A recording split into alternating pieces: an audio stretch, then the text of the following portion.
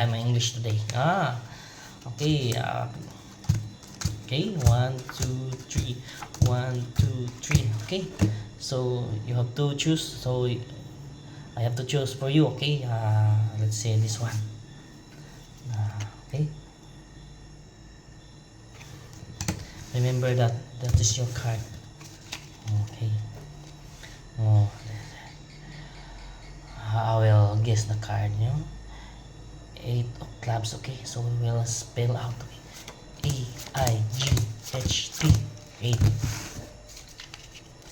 OF 8 of CLUBS. Okay. 8 of clubs. The keyword for that effect is magic. Okay. So let's spell MAGI.